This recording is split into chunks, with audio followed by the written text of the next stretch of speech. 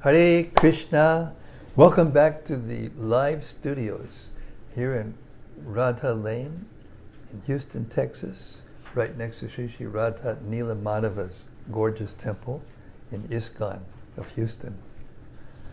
Welcome all the persons from all over the world who are tuning in or will tune in to this reading. We're so enlivened and happy that you're with us, hearing Srila Prabhupada's Bhagavad-gita.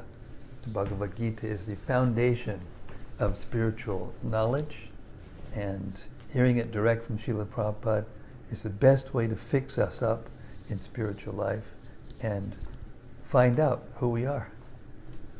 Hare Krishna. Om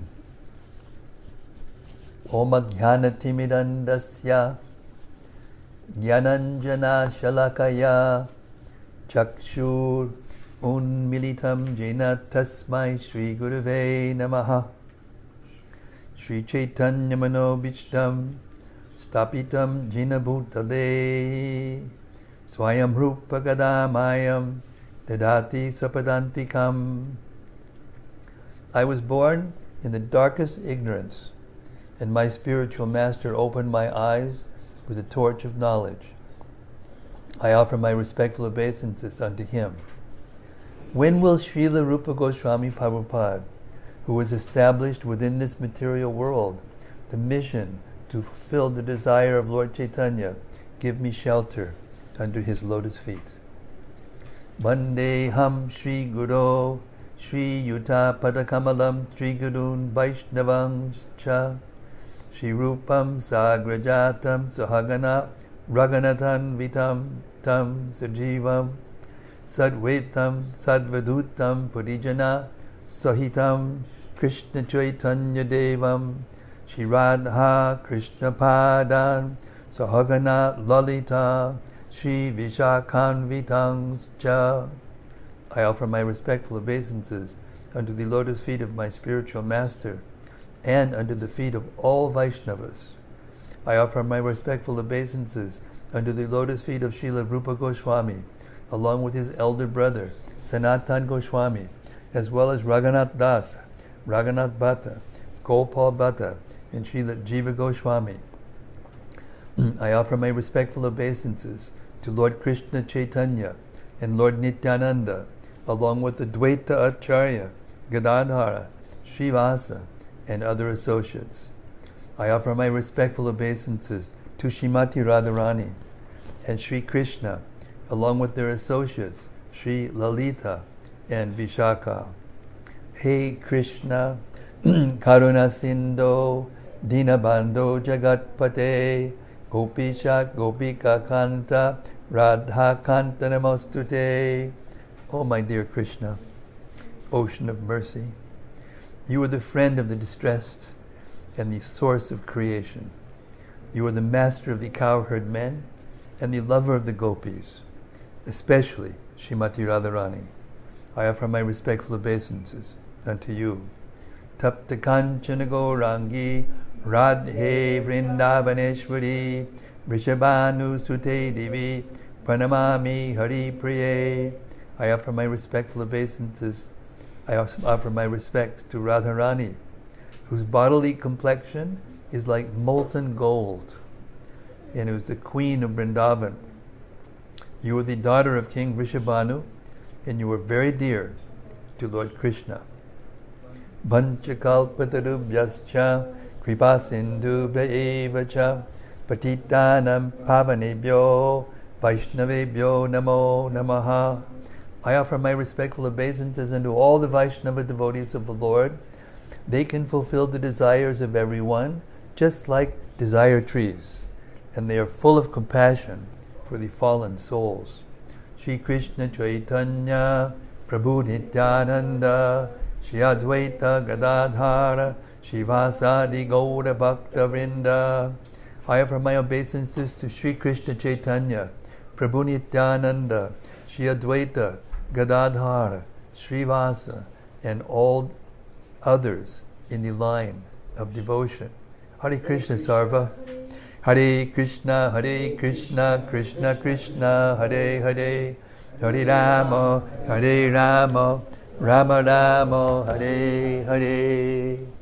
Okay, here we are at the lotus feet of Krishna as he instructs Arjuna in spiritual life, why he should do his duty. Okay, we're in the 3rd chapter, and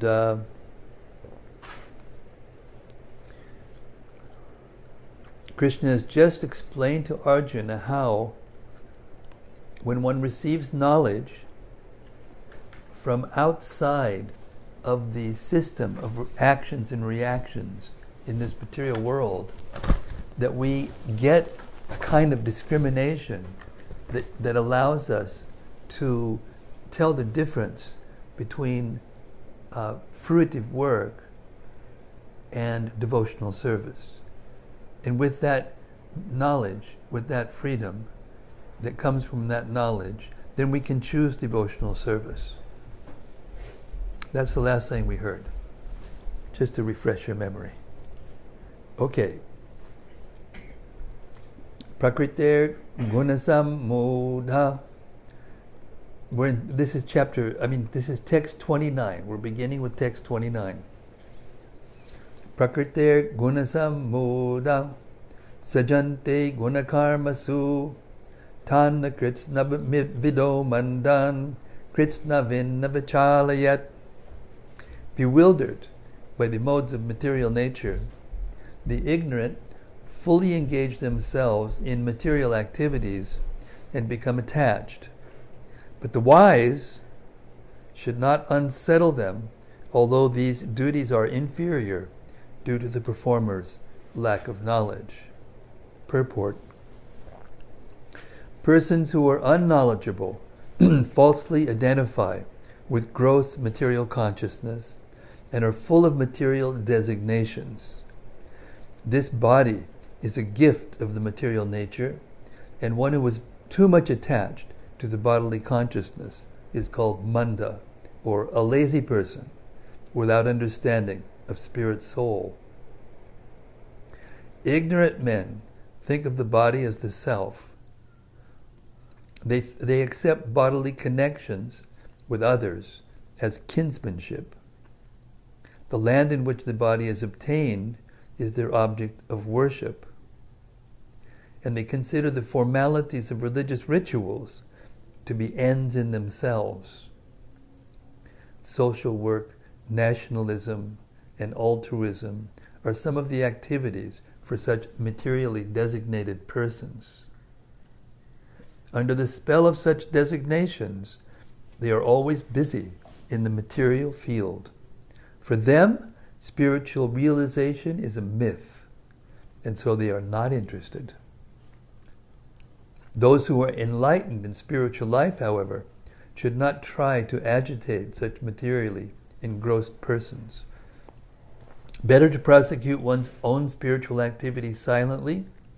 Such bewildered persons may be engaged in such primary moral principles as life, as non-violence, and similar materially benevolent work. Men who are ignorant cannot appreciate activities in Krishna consciousness, and therefore Lord Krishna advises us not to disturb them and waste valuable time.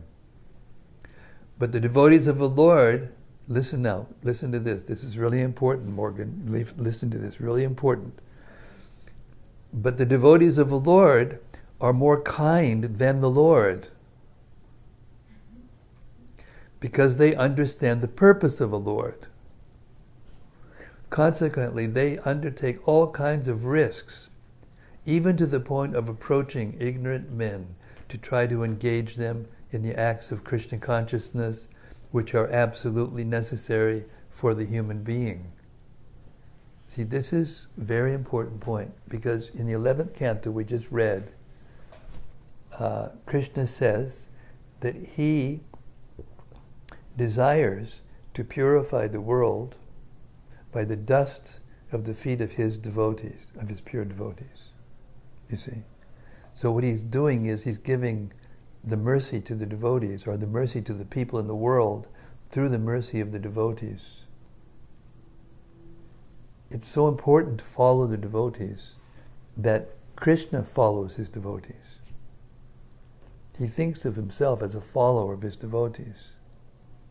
So just like we're following behind Krishna hoping to get some mercy, so he's following behind us. And as he walks behind us, the wind catches the dust from his feet and blows it in front of us. And then we walk. And that dust, the combination of the feet of us, our dust, and Krishna's dust, purifies the world. So therefore it says here, the devotees of our Lord are more kind than the Lord. In a sense, it's not, because the Lord is the most everything, including the most kind. But by his will, devotional service spreads through his devotees. Therefore, even though he's saying himself, don't disturb them, he sends us out with Prabhupada's books, in a sense, to disturb them, get them to take a book, sit down and read this, listen to this, or the Harinam party, ting, ting, ting, what's this? And then they get some mercy, even though they don't know about it, even though they don't want it, they get this mercy. This is how bhakti spreads through the hearts of the devotees. So if you want to be more merciful than Krishna, more kind than Krishna, then you can share the nectar that we're getting right now with others by giving out these books. Just plant a few seeds around here, that's all. Text 30. Mai sarvani karmani. We should build a army in Houston.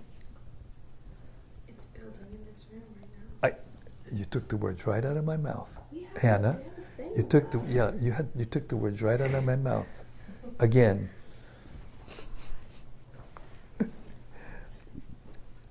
Sarva, the army is. You're going to be our Bhishma. He's going to teach everybody how to distribute books. He's going to teach us how to wrestle. Fearless. Yeah, well, he's a little. He can.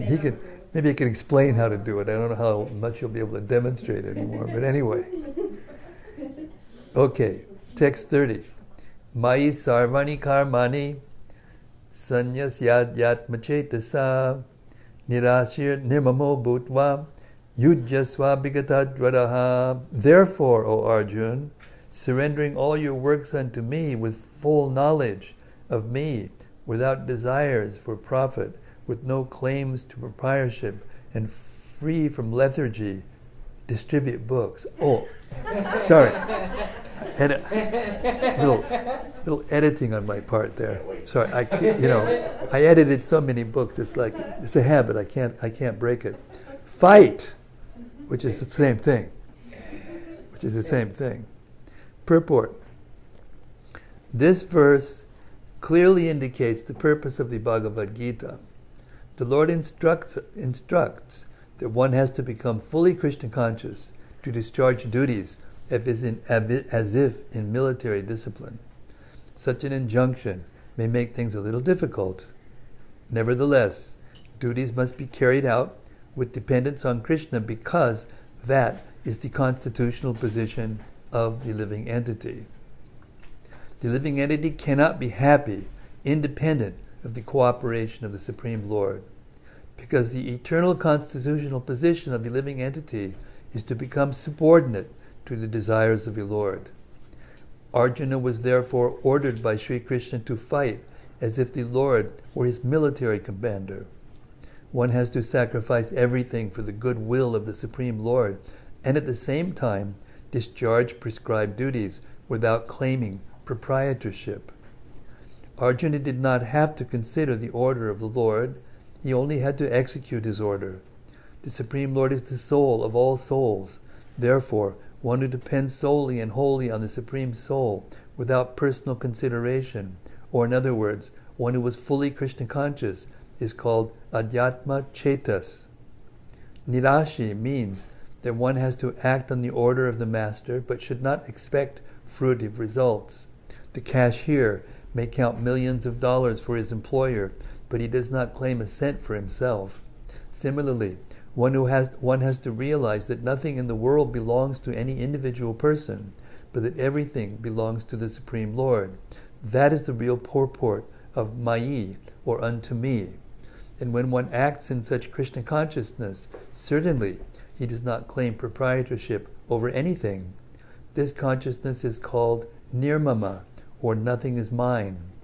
And if there is any reluctance to execute such a stern order, which is without consideration of so-called kinsmen in this bodily relationship, that reluctance should be thrown off. In this way, one may become vigata dwara, or without feverish mentality or lethargy. Everyone, according to his quality and position, has a particular type of work to discharge, and all such duties may be discharged in Krishna consciousness as described above. That will lead one to the path of liberation. So you can imagine, right? You're laying in the bed, it's time for you to leave your body. Now, if you're attached to the things that you think belong to you, it's going to be harder for you to leave the body. In some cases, impossible. And that's where the pain comes from. It comes from proprietorship over the things that you think that you own in the body. But if you develop the sense that everything belongs to Krishna before you leave your body, then it's easy. You just go back to Krishna, because you don't have attachments to the things of this world. Text 31.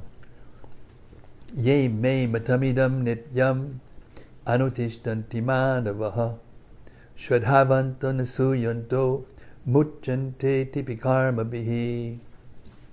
Those persons who execute their duties according to my injunctions and who follow this teaching faithfully without envy become free from the bondage of fruitive actions.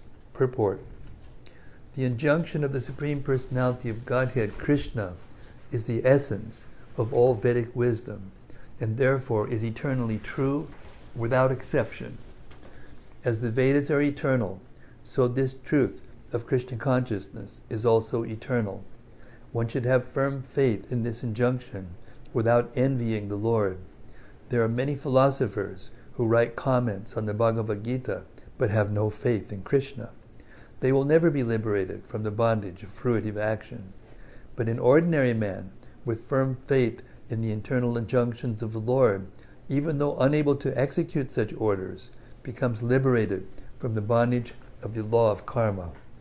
In the beginning of Krishna consciousness, one may not fully discharge the injunctions of the Lord, but because one is not resentful of this principle and works sincerely without consideration of defeat and hopelessness, he will surely be promoted to the stage of pure Krishna consciousness.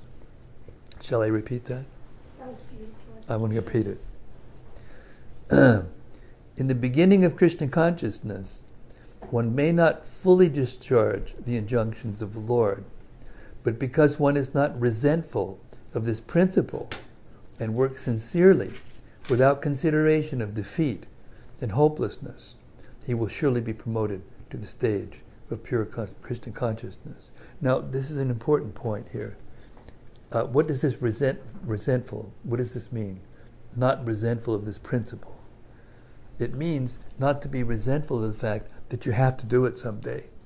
You can't do it right now, but you can't be resentful of the principle that you have to do it to go back to Godhead. And you continue doing your duties in that mood without being resentful, without what's the word, begrudging, without doing service begrudgingly. Then your state being promoted to the stage of pure Krishna consciousness is guaranteed. Text 32. Ye tvitad abhisuyanto nanutishtanti me matam sarva jnana vimudang stan vidinashtana cheschasaha. But those who, out of envy, disregard these teachings and do not follow them regularly are to be considered bereft of all knowledge, befooled, and ruined in their endeavors for perfection. Purport. The flaw of not being Krishna conscious is clearly stated herein. As there is punishment for disobedience to the order of the Supreme Executive Head, so there is certainly punishment for disobedience to the order of the Supreme Personality of Godhead. A disobedient person, however great he may be, is ignorant of his own self and of the Supreme Brahman, Paramatma, and the Personality of Godhead due to a vacant heart. Therefore, there is no hope of perfection of life for him. So this means that the cornerstone of love is obedience. In other words, if you say that you love somebody, but if they ask you to do something and you say no, that means their love isn't real or it isn't pure. 33. Sadvisham chestite swasya prakritir jnanavanapi prakritim yanti bhutani nigraha kim karishyati. Even a man of knowledge acts according to his own nature, for everyone follows the nature he has acquired from the three modes. What can repression accomplish? Purport. Unless one is situated on the transcendental platform of Krishna. I think I read this already. Did I? Did I start in the wrong place? I might have started instead of 29, 39? No? You started the right place. I did? Okay, good. Unless one is situated on the transcendental platform, just testing, just to see if we're all on the same page, you know. Be ready for a quiz right in the middle. Okay, purport. Unless one is situated on the transcendental platform of Krishna consciousness, he cannot get free from the influence of the modes of material nature, as it is confirmed by the Lord in the 7th chapter. Therefore, even for the most highly educated person on the mundane plane, it is impossible simply by theoretical knowledge or by separating the soul from the body. Spiritualists who outwardly pose as advanced in the science, but inwardly or privately are completely under particular modes of nature, which they are unable to surpass. Academically, one may be very learned, but because of his long association with material nature, he is in bondage. Krishna consciousness helps one to get out of the material entanglement, even though one may be engaged in his prescribed duties in terms of material existence.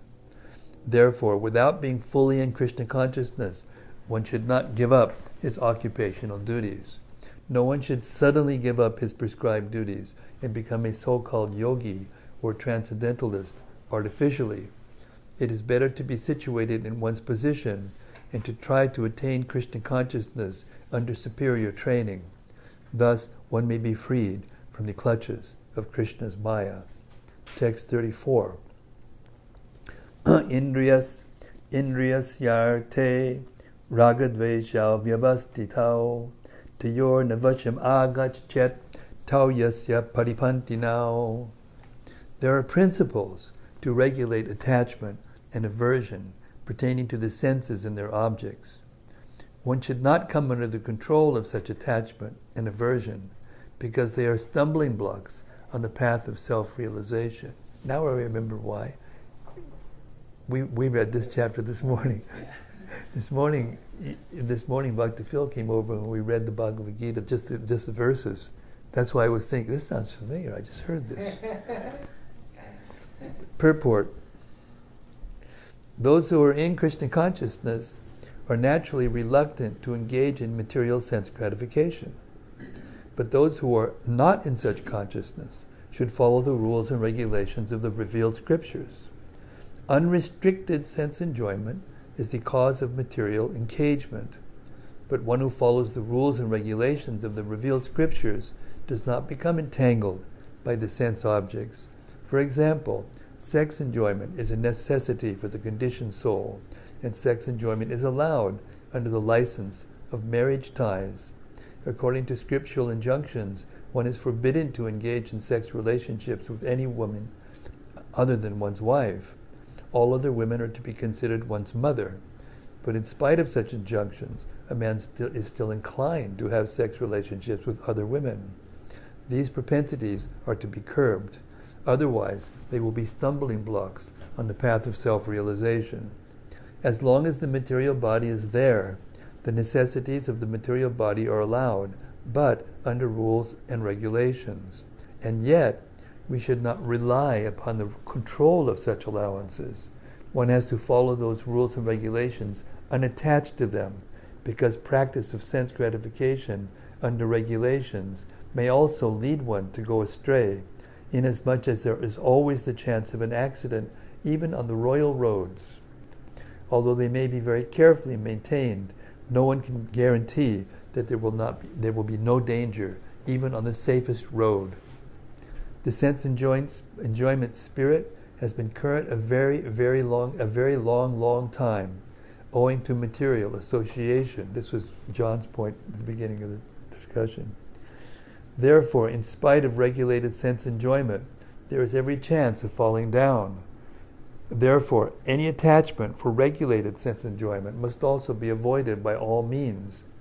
But attachment to Krishna consciousness, or acting always in the loving service of Krishna, detaches one from all kinds of sensory activities. Therefore, no one should try to be detached from Krishna consciousness at any stage of life. The whole purpose of detachment from all kinds of sense attachment is ultimately to become situated on the platform of Krishna consciousness. Text 35.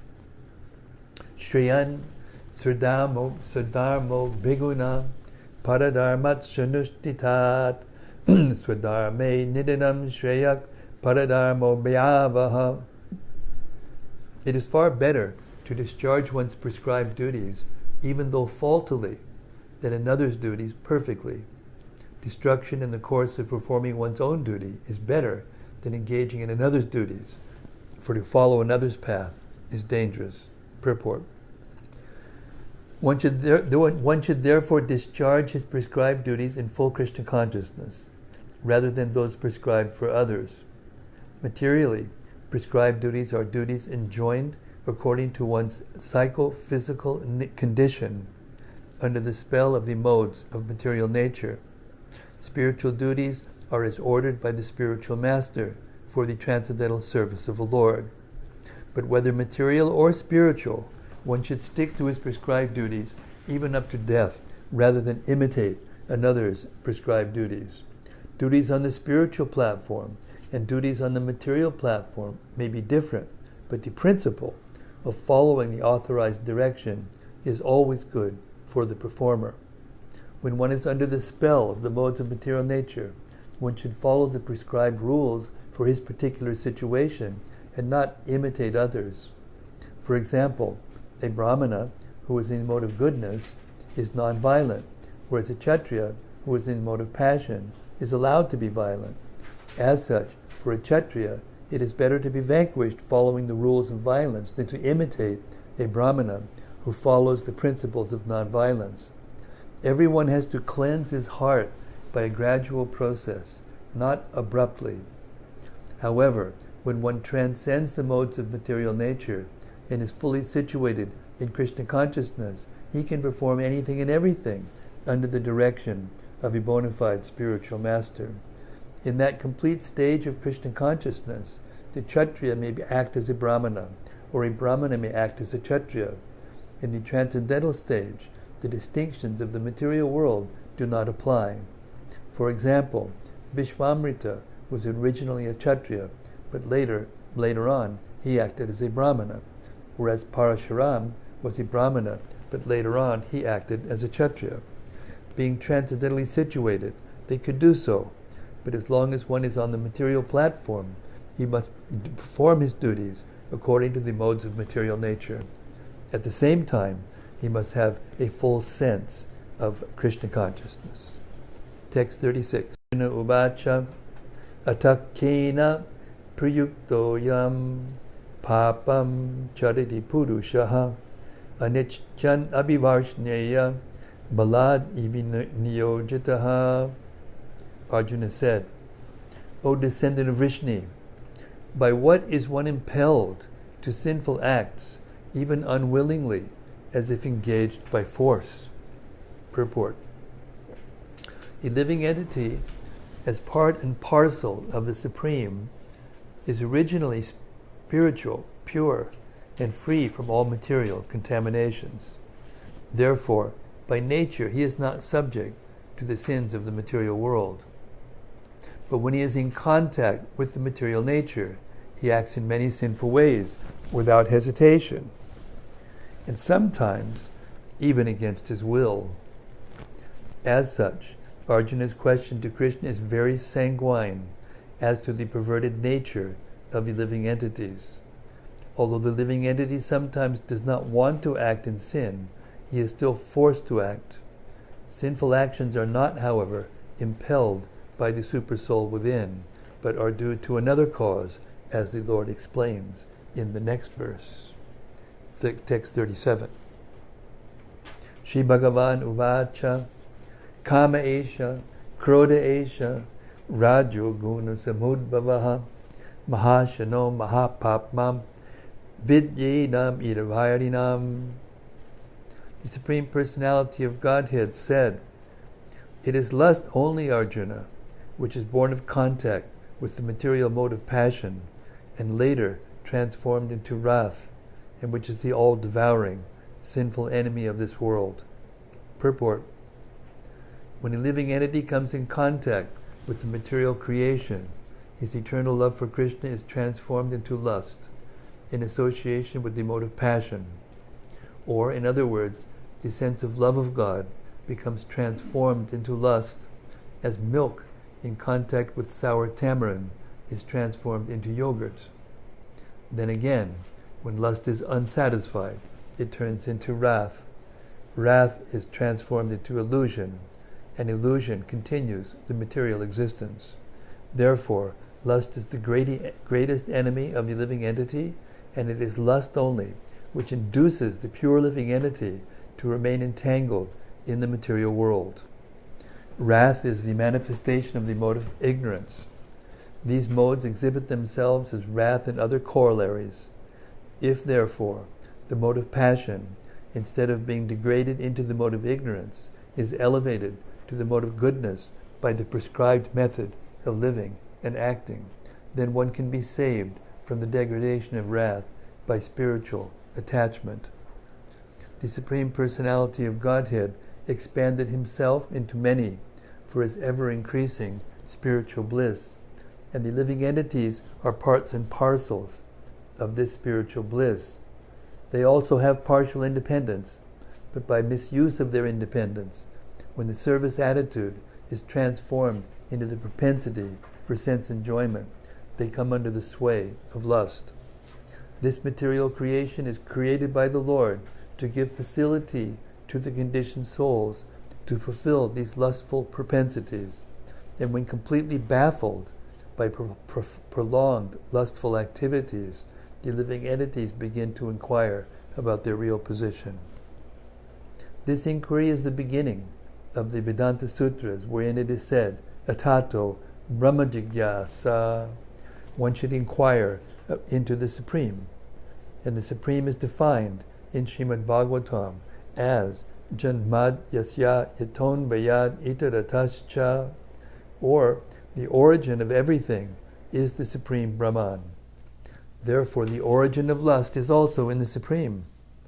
If, therefore, lust is transformed into love for the Supreme, or transformed into Krishna consciousness, or in other words, desiring everything for Krishna, then both lust and wrath can be spiritualized. Hanuman, the great servitor of Lord Rama, exhibited his wrath by burning the golden city of Ravana, but by doing so, he became the greatest devotee of the Lord. Here also, in Bhagavad-gita, the Lord induces Arjuna to engage his wrath upon his enemies for the satisfaction of the Lord. Therefore, lust and wrath, when they are employed in Krishna consciousness, become our friends instead of our enemies.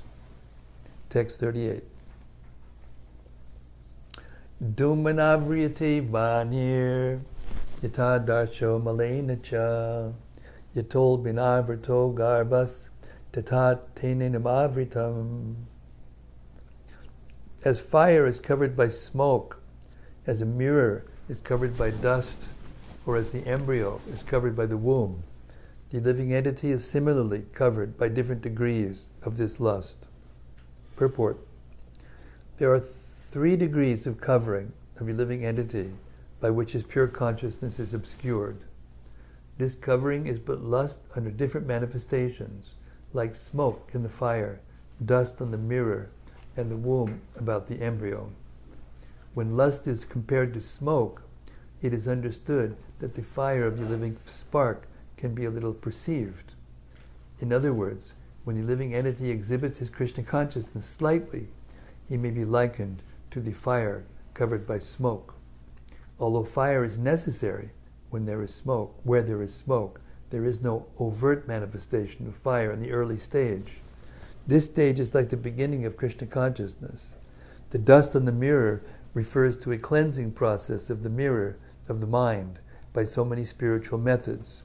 The best process is to chant the holy names of the Lord. The embryo covered by the womb is an analogy illustrating a helpless position, for the child in the womb is so helpless that he cannot even move. This stage of living condition can be compared to that of the trees. The trees are also living entities, but they have been put in such a condition of life by such a great exhibition of lust that they are almost void of all consciousness. The covered mirror is compared to the birds and beasts, and the smoke-covered fire is compared to the human being. In the form of a human being, the living entity may revive a little Krishna consciousness, and if he makes further development, the fire of spiritual life can be kindled in the human form of life. By careful handling of the smoke in the fire, fire can be made to blaze.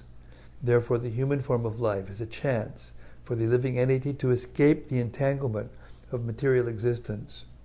In the human form of life, one can conquer the enemy, lust, by cultivation of Krishna consciousness under able guidance.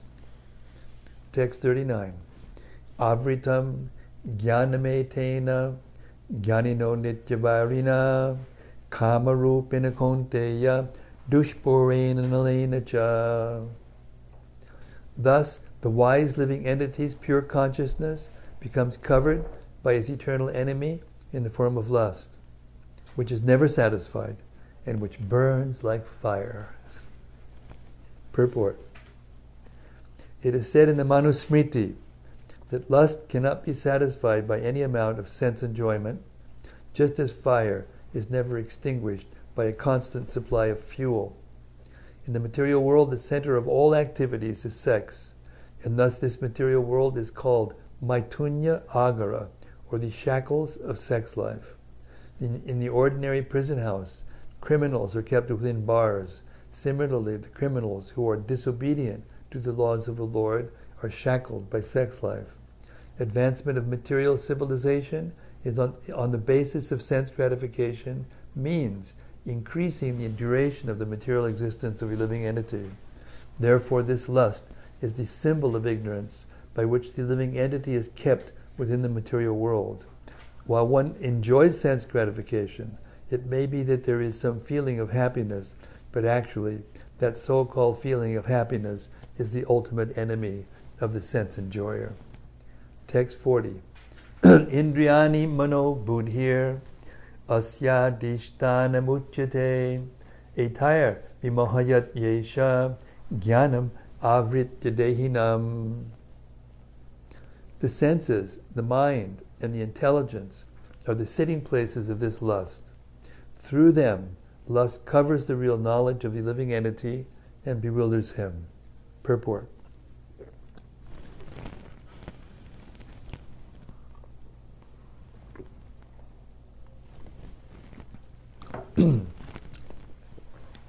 The enemy has captured different strategic positions in the body of the conditioned soul, and therefore Lord Krishna is giving hints of those places, so that one who wants to conquer the enemy may know where he can be found.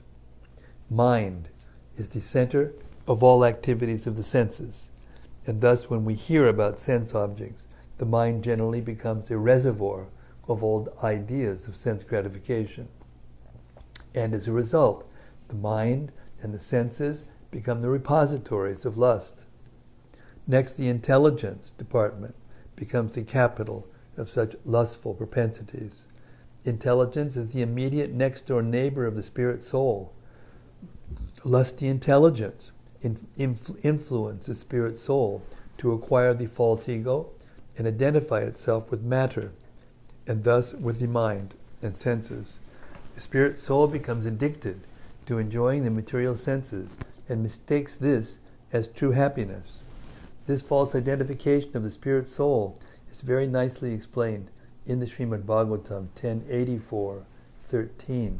Yasyatma buddhi kunape tridhatuke swadi kalatradishudbhauma ijadi yattirtha buddhi salile nakarhachij janeshu abhigyeshu saeva gokaraha.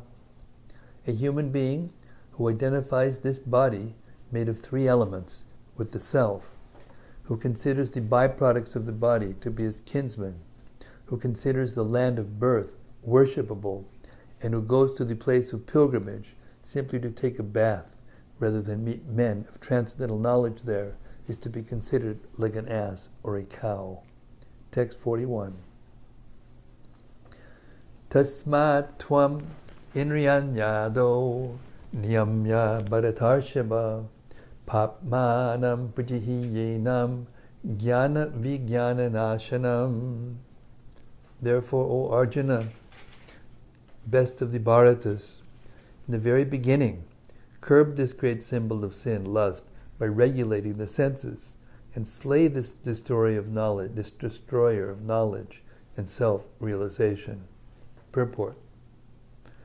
The Lord advised Arjuna to regulate the senses from the very beginning, so that he could curb the greatest sinful enemy, lust, which destroys the urge for self-realization and specific knowledge of the self. Jnana refers to knowledge of self as distinguished from non-self, or in other words, knowledge that the spirit soul is not the body. Vijnana refers to specific knowledge of the spirit soul's constitutional position and his relationship to the Supreme Lord. It is explained thus in the Srimad Bhagavatam: Jnanam paramaguyam me yad vijnana samanvitam sarahasyam tarangam cha grihana gaditam maya. The knowledge of the self and Supreme Self is very confidential and mysterious, but such knowledge and specific realization can be understood if explained with their various aspects by the Lord Himself. Bhagavad-gita gives us that general and specific knowledge of the self. The living entities are parts and parcels of the Lord, and therefore they are simply meant to serve the Lord. This consciousness is called Krishna consciousness. So from the very beginning of life, one has to learn this Krishna consciousness, and thereby one may become fully Krishna conscious and act accordingly. Lust is only the perverted reflection of love of God, which is natural for every living entity. But if one is educated in Krishna consciousness from the very beginning, that natural love of God cannot deteriorate into lust. When love of God deteriorates into lust, it is very difficult to return to the normal condition. Nonetheless, Krishna consciousness is so powerful that even a late beginner can become a lover of God by following the regulative principles of devotional service. So, from any stage of life, or from the time of understanding its urgency, one can begin regulating the senses in Krishna consciousness, devotional service of the Lord, and turn the lust into love of Godhead, the highest perfectional stage of the human life. Pretty nice purport. Go ahead. Oh, he was making a point. Yeah, bing, lights going off. That's right. It's the way it works. Text 42. Indriyani paranyahur indriyebhyak param manaha manasastu pada buddhir yo buddhe parasastu saha. The working senses are superior to dull matter. Mind is higher than the senses. Intelligence is still higher than the mind. and he, the soul, is even higher than the intelligence. Purport. The senses are different outlets for the activities of lust. Lust is reserved within the body, but it is given vent through the senses. Therefore, the senses are superior to the body as a whole. These outlets are not in use when there is superior consciousness, or Krishna consciousness. In Krishna consciousness, the soul makes a direct connection with the Supreme Personality of Godhead. Therefore, the hierarchy of bodily functions, as described here, ultimately ends in the Supreme Soul. Bodily action means the functions of the senses, and stopping the senses means stopping all bodily actions. But since the mind is active, then even though the body may be silent and at rest, the mind will act, as it does during dreaming. But above the mind is the determination of the intelligence, and above the intelligence is the soul proper. If therefore the soul is directly engaged with the Supreme, naturally all other subordinates, namely the intelligence, mind, and senses, will be automatically engaged. In the Katha Upanishad, there is a similar passage in which it is said that the objects of sense gratification are superior to the senses, and mind is superior to the sense objects. If, therefore, the mind is directly engaged in the service of the Lord constantly, then there is no chance that the senses will become engaged in other ways. This mental attitude has already been explained. Param, drishtva, nivartate. If the mind is engaged in the transcendental service of the Lord, there is no chance of its being engaged in the lower propensities.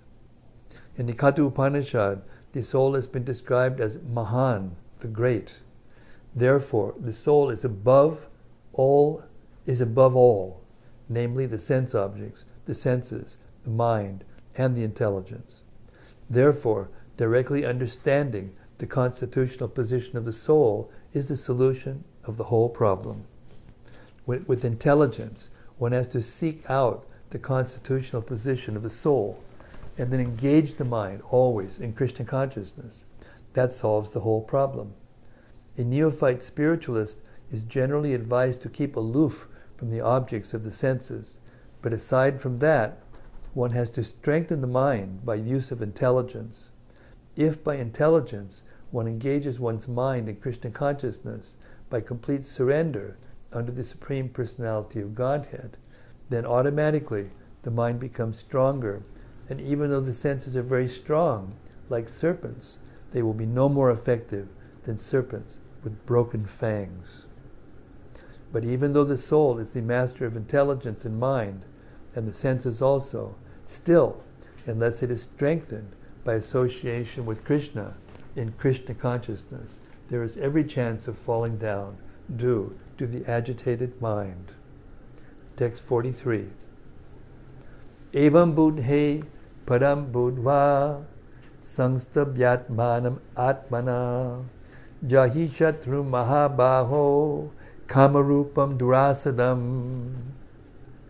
Thus, knowing oneself to be transcendental to the material senses, mind, and intelligence, O mighty armed Arjuna, one should steady the mind by deliberate spiritual intelligence, Krishna consciousness, and thus, by spiritual strength, conquer this insatiable enemy known as lust.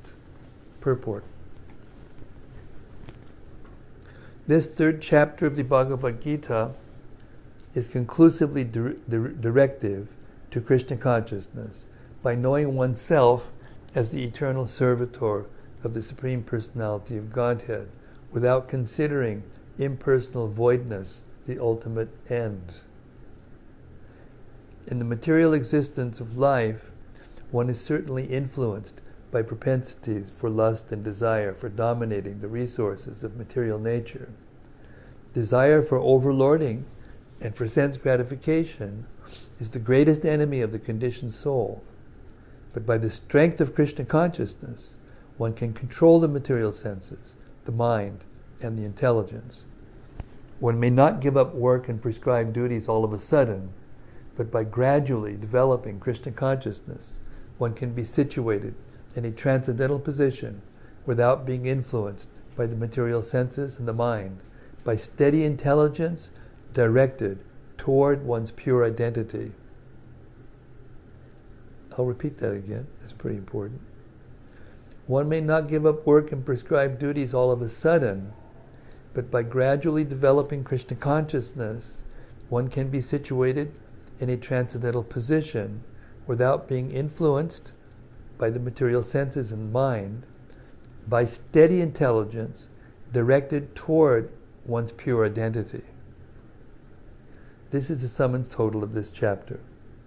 In the immature stage of material existence, philosophical speculations and artificial attempts to control the senses by the so-called practice of yogic postures can never help a man towards spiritual life.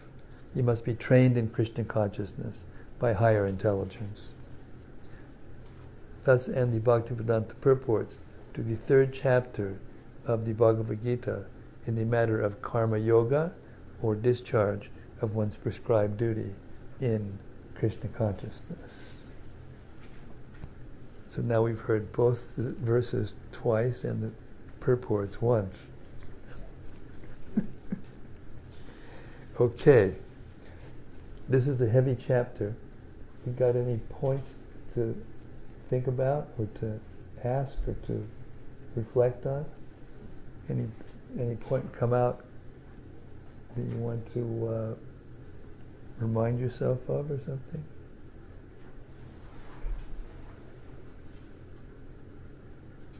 It looks like he's saying no matter what stage you're starting, as long as you don't just gradually you'll get there. It's not like you just boom. Yes. You know, each one of your day job. Yeah, that's right. That's right. Each one of us is in a different stage of spiritual elevation due to previous activities. So for some persons, it comes easier than for others. But because everyone's a soul, once they hear the truth, and in the human body, once they hear the truth, then they can start the process of Krishna consciousness. When we get to the 6th chapter, this will be very clearly explained by Krishna. How whatever we do in this life is permanent in Krishna consciousness. But whatever we do materially, it has to be given up, and we have to start from scratch again in our next life. But anything we do spiritually in Krishna consciousness, then that effect stays with us. It's like a bank account that never loses interest or never loses the capital. It just keeps growing. Every time you chant Hare Krishna, every time you pick up the Gita, every time you try to understand who you are, all these things, every time you try to do a spiritual exercise, try to control your senses, all these things add up. They keep adding up. When I used to distribute books in the airports in the early days, sometimes I would read from the book itself to try to interest the person to buy the book. And sometimes I'd read one sentence and the person would just say, "That's it. That's what I've been looking for. Give me that book. Here, how much do you want?" And it just flowed. And other times I do the same thing with another person and they say, "Yeah, what are you trying to sell? A foreign language book or something?" It sounds like Greek to me, and you forget it. Get out, get lost, So it's like that. You learn to see how people are actually evolving, and you see the books, what you're reading, when you try to help people become Krishna conscious, and you see the different places they are in the evolution of consciousness, it becomes so clear, actually. And then when you try yourself, to control you're chanting, you want to chant, and your mind's going, "No, this, over here, don't you mean, no, what about this?" And you're saying, "Wait a second, I want to chant here now. Shut up." In other words, you're talking to your mind because the fact is that you're different than your mind.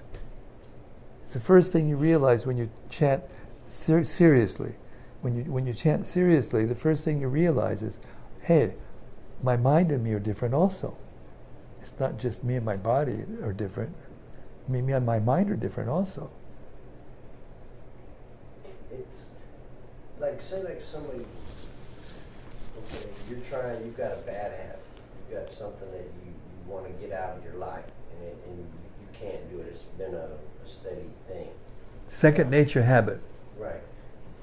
So what he's saying here is like, you're not going to get rid of this problem through some kind of self-discipline. It's only going to happen through Krishna consciousness, and then you'll eventually, that deep-seated thing will eventually go away. That's the same instruction in the Bible where Jesus said, it's not by your works alone that you come to me. But there's a connection. There's a connection with what you do. It's not that you can just do anything and then wish it away either. You know? You can't just keep doing the wrong thing and then expect to progress either. So there's a connection. The connection is the person. You know, and this is the beauty of this book and the beauty of Prabhupada's purports, how he explains it. That, you know, there's two souls. One's the soul, the individual soul inside the body, and then there's the super soul. And the individual soul is conscious just of this body, but the super soul is conscious of all bodies. So what you're saying is, what you're actually saying is that without the mercy, without the sanction, without the strength coming, spiritual strength coming from the super soul, then by oneself, one can't do it. But the connection is, if you follow what Krishna asks you to do, then you please him. And then when you please him, he gives you strength, he gives you intelligence, he gives you courage, he gives you patience to keep following, even though sometimes you may slip, or sometimes you may have a bad habit that you want to give up but you can't. And gradually, when you become strong enough, it just falls away.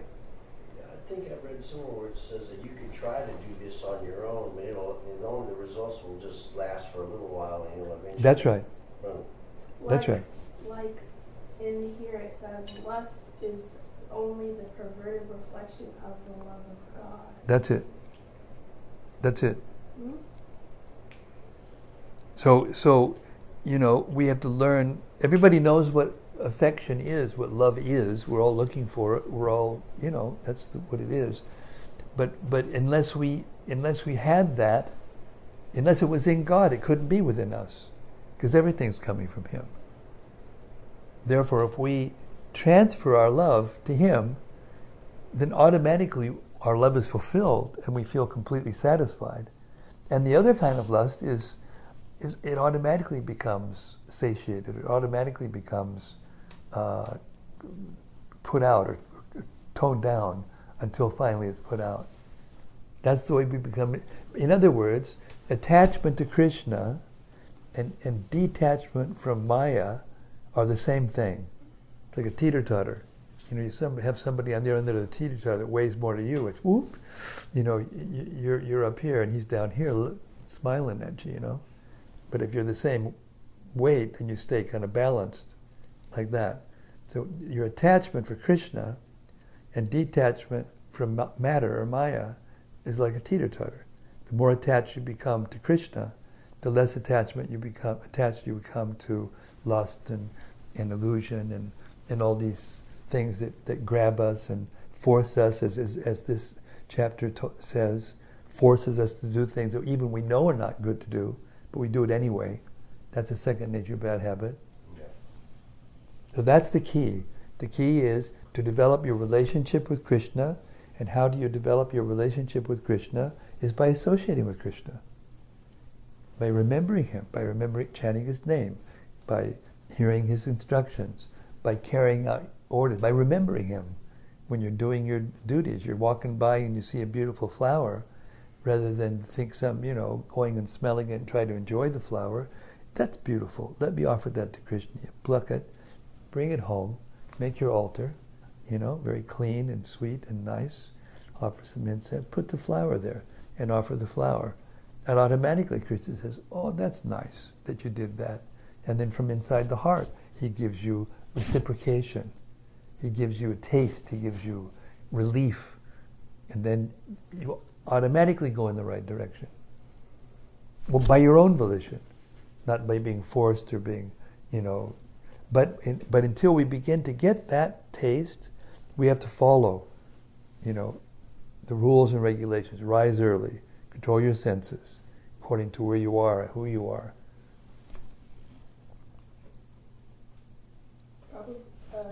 Prabhupada said that the difference between an animal and humans is that a human can inquire about who God is and who He is, and an animal can't. So the difference between us and animals is that, we can inquire about Correct. God. Correct. So Exactly. whenever we do, all of the rules and regulations aren't really rules and regulations. You're just learning how to not be an animal anymore, really. Ah, very nice. Very nice. Chalk that one up. Write that one down. Put it in your book of things to say when you're out there distributing books. They just I know. Been there, done that. Yeah, we're listening. It's fun. We're listening. All right. Chapter 4. Transcendental knowledge. Transcendental knowledge, the spiritual knowledge of the soul, of God, and their relationship, is both purifying and liberating. Such knowledge is the fruit of selfless devotional action, karma yoga. The Lord explains the remote history of the Gita, the purpose and significance of His periodic descents to the material world, and the necessity of approaching a guru, a realized teacher. Text 1. Shri Bhagavan Ubacha Imam Vivasvate Yogam Proktavan Ahamavyayam Vivaswan Manave Praha Manor Ikshwa Kave Bravid.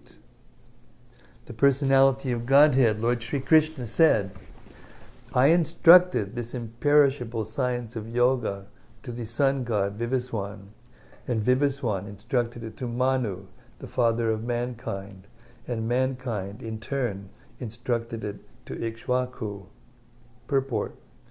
Herein we find the history of the Bhagavad-gita, traced from a remote time when it was delivered to the royal order of all planets, beginning with the sun planet. The kings of all planets are especially meant for the protection of the inhabitants, and therefore the royal order should understand the science of Bhagavad-gita in order to be able to rule the citizens and protect them from material bondage to lust. Human life is meant for cultivation of spiritual knowledge, in eternal relationship with the Supreme Personality of Godhead, and the executive heads of all states and all planets are obliged to impart this lesson to the citizens by education, culture, and devotion. In other words, the executive heads of all states are intended to spread the science of Krishna consciousness so that the people may take advantage of this great science and pursue a successful path, utilizing the opportunity of the human form of life. In this millennium, the sun god is known as Vivaswan, the king of the sun, which is the origin of all planets within the solar system. In the Brahma Samhita it is stated, Yat chakshur esa savita sakalak grahanam raja samasta sudamurti rashesha tejaha yagyasya brahmati sambrita kala chakro govindamari purusham tamaham bhajami. Let me worship, Lord Brahma said, the Supreme Personality of Godhead, Govinda, Krishna, who is the original person and under whose order the sun, which is the king of all planets, is assuming immense power and heat. The sun represents the eye of the Lord and traverses its orbits in obedience to his order. The king is the son of all the planets, and the sun god is at present of the name Vivaswan, rules the sun planet, which is controlling all other planets by supplying heat and light. He is rotating under the order of Krishna, and Lord Krishna originally made Vivaswan his first disciple to understand the science of Bhagavad-gita. The Gita is not therefore a speculative treatise for the insignificant mundane scholar, but is a standard book of knowledge coming down from time immemorial. In the Mahabharata, we can trace out the history of the Gita as follows. Trita Yugadao Chatato Vivaswan Manabe Dadao Manush Cha Lokabrit Yartam Sutta Yiksha Kave Dadao Ikshwa Kuna Katat Katito Vyapya Lokan Avastitaha. In the beginning of the millennium, known as Treta Yuga, this science of the relationship with the Supreme was delivered by Vivaswan to Manu. Manu, being the father of mankind, gave it to his son, Maharaj Ikshwaku, the king of this earth planet, and forefather of the Raghu dynasty, in which Lord Ramachandra appeared. Therefore, Bhagavad-gita existed in human society from the time of Maharaj Ikshwaku. At the present moment, we have just passed through 5,000 years of the Kali Yuga, which lasts 532,000 years.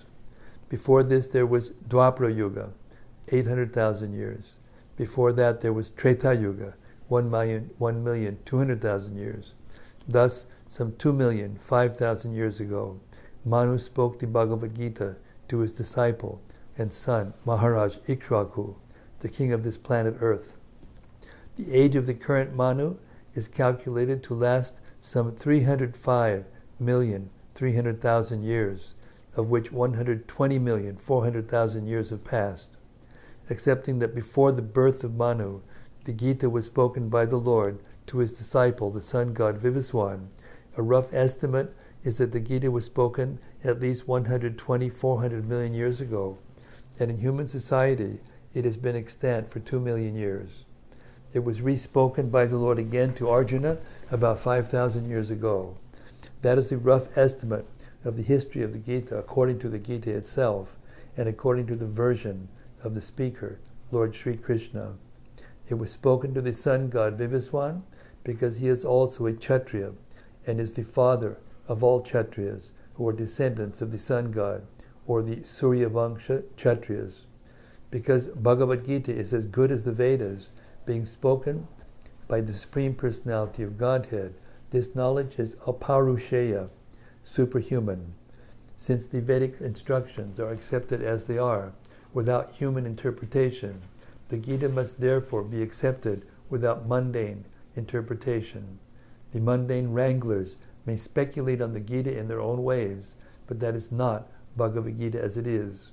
Therefore, Bhagavad-gita has to be accepted as it is from the disciplic succession, and it is described herein that the Lord spoke to the sun god spoke to his son Manu, and Manu spoke to his son Ikshwaku. And we stop today there. A little history of the Gita. You want to go on?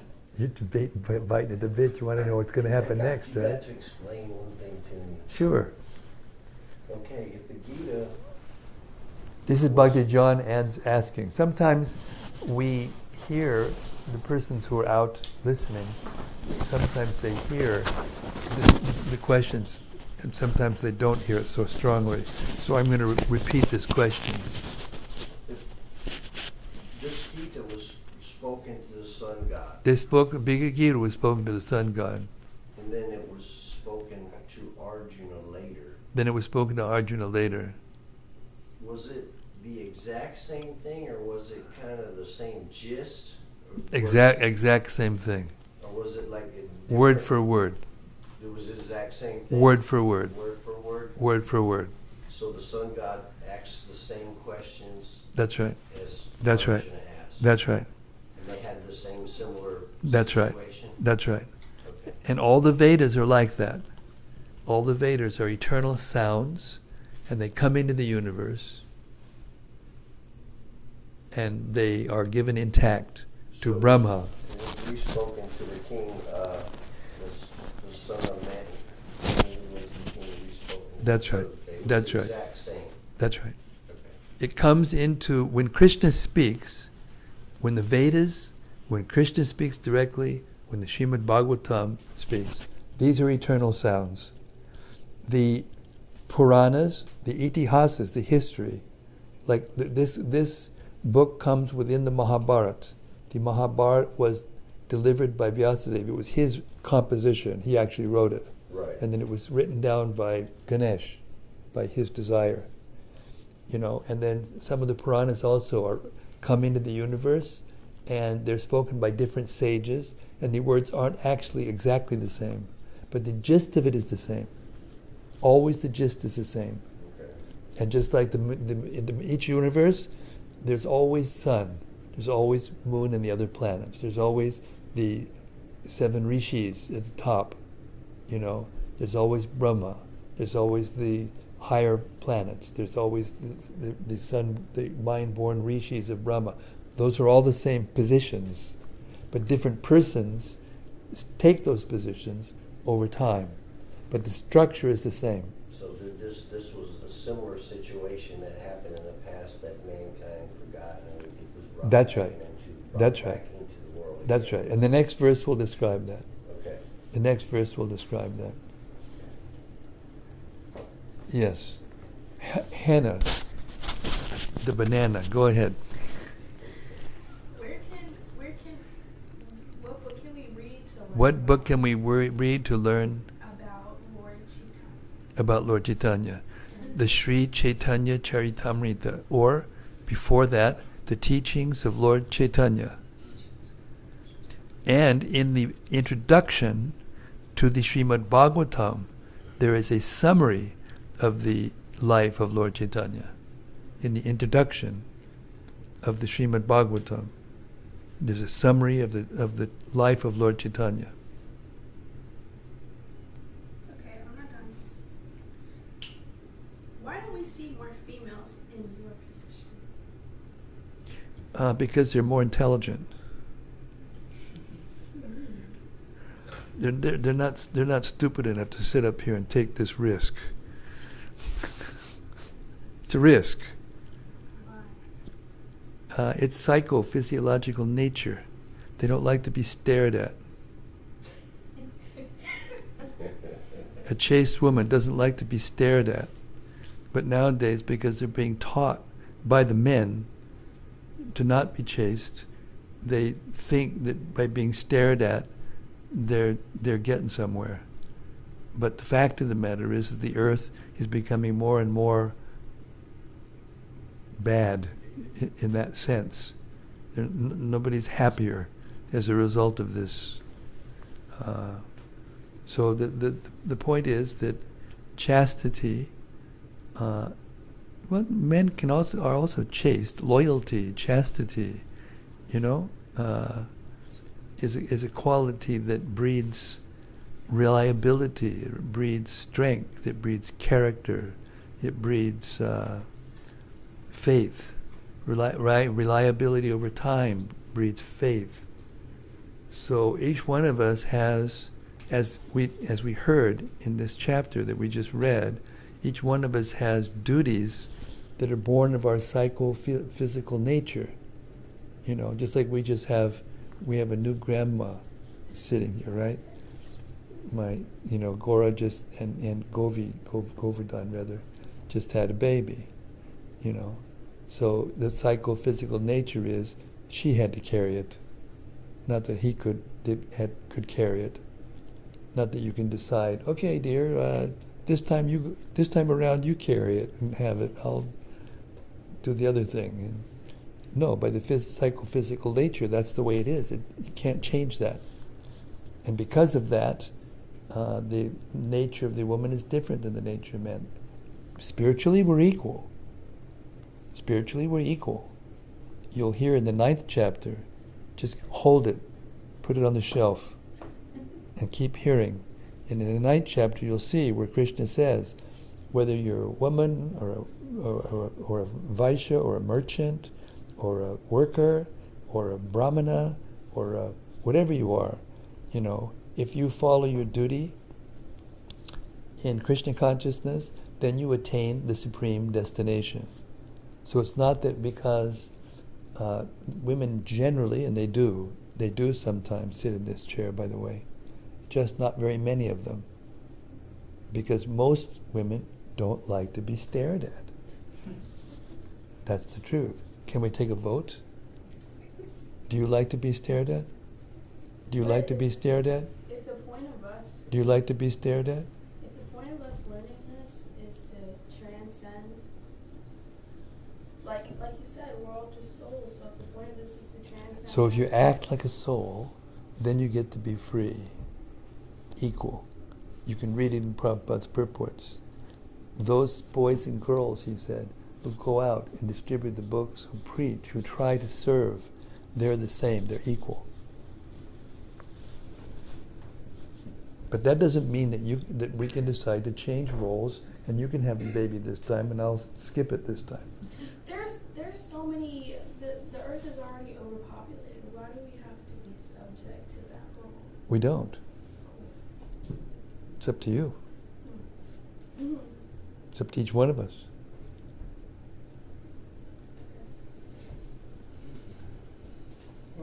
Thanks for those questions.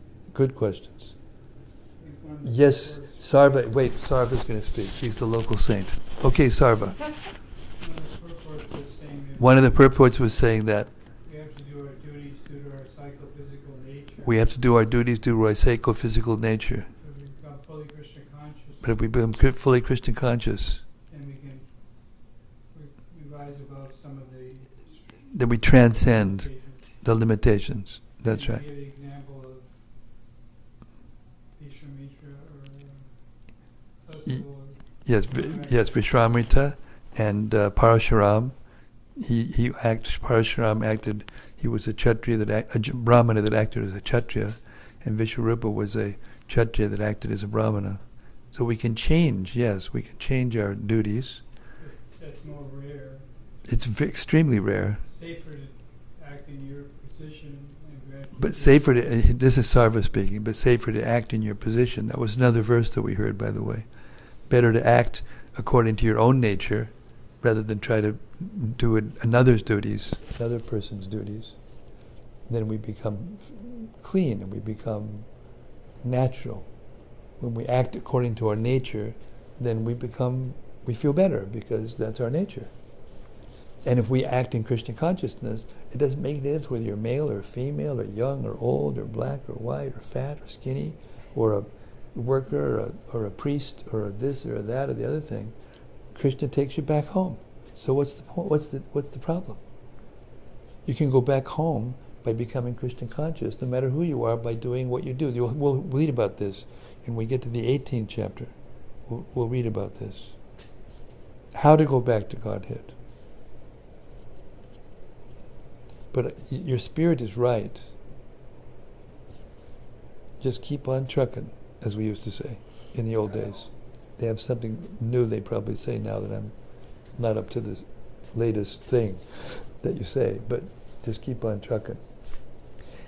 All right, that's it. I went way over my quota again, but anyway, it's cool. It's cool. Thank you very much for your lovely questions and for your ears and your hearts. And I'm looking forward to this yatra that's developing here to develop more and more, and we'll see what will happen in the future. We'll fill this room up and a few more rooms. Hare Krishna. All of you out in cyberspace, thank you for coming and joining us again. And please share and like it and share it so that other people can get in on this nectar of reading Srila Prabhupada's books every day and listening to Prabhupada speak for himself, and all the questions are answered. Srila Prabhupada ki jai. Srila Bhagavad-gita ki jai. Gaur Premanandi. Hari Hari Bo. Hare Krishna.